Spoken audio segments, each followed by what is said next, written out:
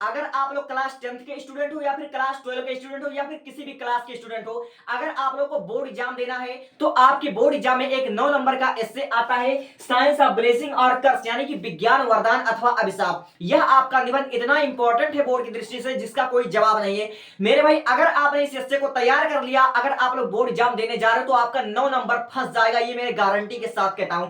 और इस वीडियो में मैं आपको ऐसा पढ़ाऊंगा आपको एक बार में याद दिलाने की गारंटी मेरी है। आपको वर्ड टू वर्ड मैं याद करा दूंगा गारंटी के साथ। अगर आपको समझ में नहीं आया तो मैं पढ़ाना ही छोड़ दूंगा, ठीक है। तो आप लोग इसको बहुत ही ध्यान से अपनी तरफ से समझने का प्रयत्न कीजिएगा और हम तो आपको एक एक वर्ड का मीनिंग सहित आपको समझाएंगे।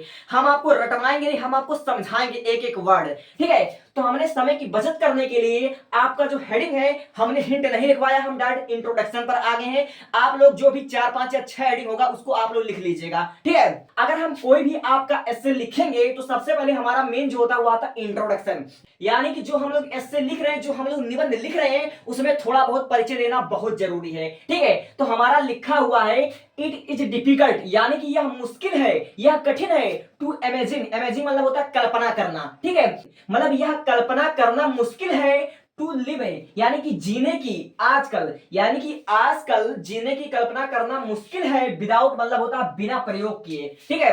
विदाउट मतलब होता है बिना, और यूजिंग मतलब होता है प्रयोग किए। द इन्वेंशन मतलब होता है आविष्कार, एंड डिस्कवरी मतलब होता है खोज ऑफ साइंस, ठीक है। ऑफ साइंस यानी कि विज्ञान के, यानी कि इस पूरे लाइन का जो हमारा हिंदी हुआ, आजकल विज्ञान के आविष्कारों और खोजों के प्रयोग के बिना जीने की कल्पना करना मुश्किल है, ठीक है।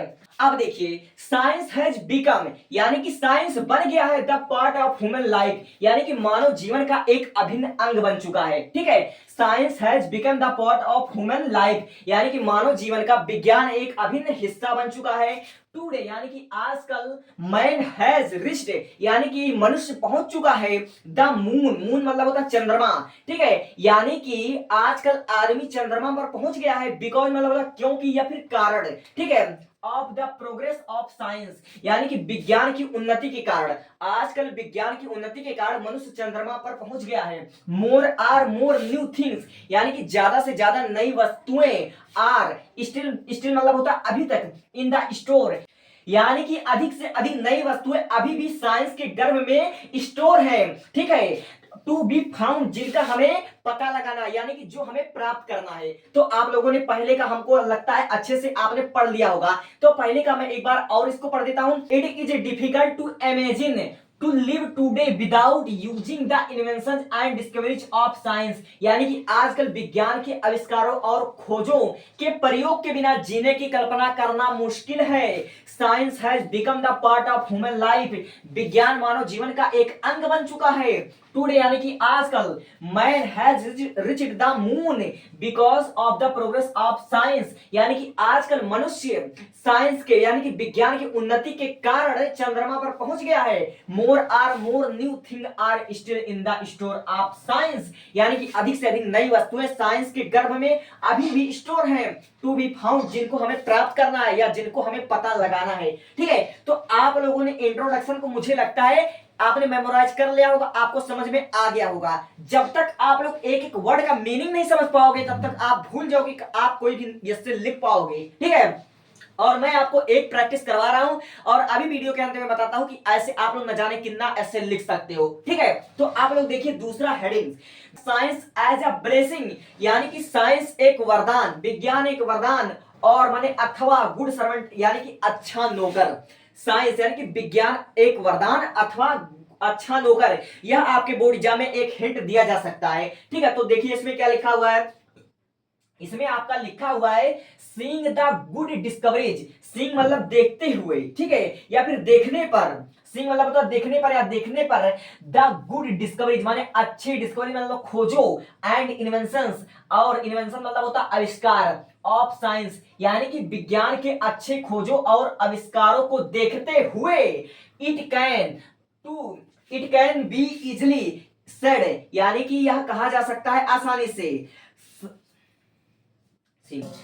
seeing the good seeing the good Seeing the good discoveries and inventions of science, it can be easily said, यानी कि विज्ञान के आविष्कारों और खोजों को देखते हुए यह आसानी से कहा जा सकता है दैट मतलब होता कि साइंस मतलब विज्ञान इज ब्लेसिंग, साइंस एक वरदान है, साइंस हैज मेड यानी कि साइंस बना चुका है या साइंस ने बना दिया है आवर लाइफ माने हमारे जीवन को, हैप्पी मतलब होता खुशहाल, कंफर्टेबल मतलब होता आरामदायक, एंड मतलब होता और, प्रोग्रेसिव मतलब होता उन्नतिशील। ठीक है, इस लाइन का पूरा हिंदी हुआ हमारा, science has made our life happy comfortable and progressive, यानी कि विज्ञान ने हमारे जीवन को खुशहाल आरामदायक और उन्नतिशील बना दिया है। ठीक है, अब देखो साइंस में प्रूव यानी कि विज्ञान सिद्ध हो सकता है, आ गुड एक अच्छा,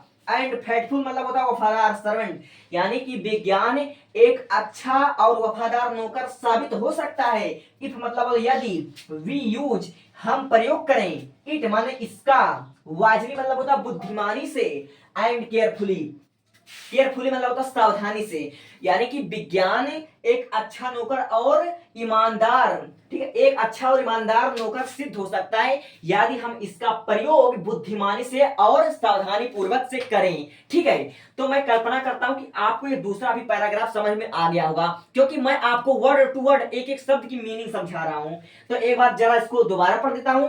seeing the good discoveries and invention of science, यानी कि विज्ञान के अच्छे खोजों और आविष्कारों को देखते हुए, it can be easily said यह आसानी से कहा जा सकता है दैट की साइंस इज ब्लेसिंग, साइंस एक वरदान है, science has made our life happy comfortable and progressive, विज्ञान ने हमारे जीवन को खुशहाल आरामदायक और उन्नतिशील बना दिया है, साइंस में सिद्ध proved a good and Fightful servant, विज्ञान एक अच्छा और ईमानदार नौकर सिद्ध हो सकता है इफ यदि वी यूज इट यानी हम इसका प्रयोग करें वाइजली एंड केयरफुली, बुद्धिमानी से और सावधानी से। ठीक है, तो आपको ये दोनों हेडिंग्स बहुत अच्छे से याद हो गया होगा, आपको समझ में आ रहा होगा, इसका मैं कल्पना करता हूं। ठीक है, टेक अ स्क्रीनशॉट और मैं इसको दूसरा लिख लेता हूं। ठीक है, टेक अ स्क्रीनशॉट।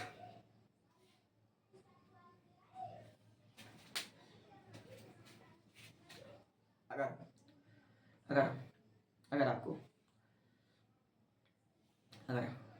अगर आपको मेरा पढ़ाया हुआ समझ में आया होगा, ठीक है, तो इस वीडियो पे मात्र आप 50 कमेंट कर दीजिए मेरे भाई, मैं इसका पार्ट 2 तुरंत का तुरंत अपलोड कर देता हूं। ठीक है, तुरंत का तुरंत अभी अपलोड करता हूं, उसमें फुल समझाऊंगा क्योंकि मेरे पास आज नेट की कमी है। ठीक है, थैंक्स फॉर वॉचिंग। सब्सक्राइब कर लेना और कमेंट कर देना कि मेरा पढ़ाने का तरीका आपको कैसा लगा।